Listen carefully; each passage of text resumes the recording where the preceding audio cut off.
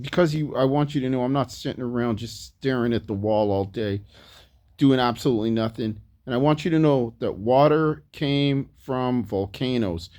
And what happened is that the stones melted and turned into steam, and the steam ended up turning into water. And that is why, beside many active volcanoes, there is a lake that is beside them.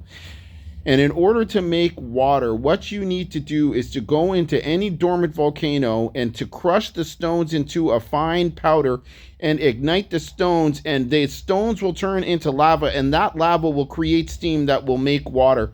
And then once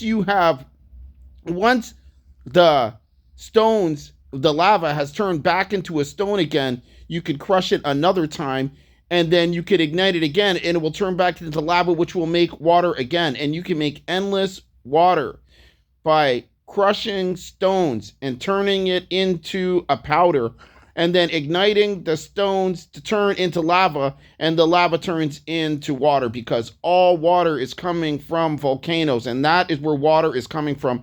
And I just want you to know this information, and I should receive a Nobel Peace Prize, seeing that no one has come up with this answer in the entire world, and it does not make sense that I receive nothing because I do this for you. But I would not watch people have to die needlessly because some person does not want to listen to another person, and their only job in life is to steal from people when they should do more with their life. And hopefully someone will be able to go forward with something in this world, instead of us having to lose space programs and to not have enough water and to be starving from drought, when all that you had to do was go and crush a whole bunch of stones inside of a dormant volcano and turn it into lava, and it would create water in its own atmosphere, and the steam would come out of the volcano and it would turn into clouds, which would give you endless amounts of water. And whoever is doing this capture fog in the morning answer does not know where water is coming from, or the person who is collecting water from the air does not know where water is coming from, and water is coming from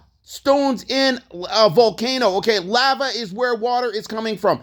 And again, you crush stones, but you'd probably have to crush a considerable amount, probably about 10 kilometers, and then ignite these stones to turn into lava. I don't even think that you need a volcano to do this. I believe you could do this on the ground, and the water will come out of the stones. And because melting stones is where water comes from.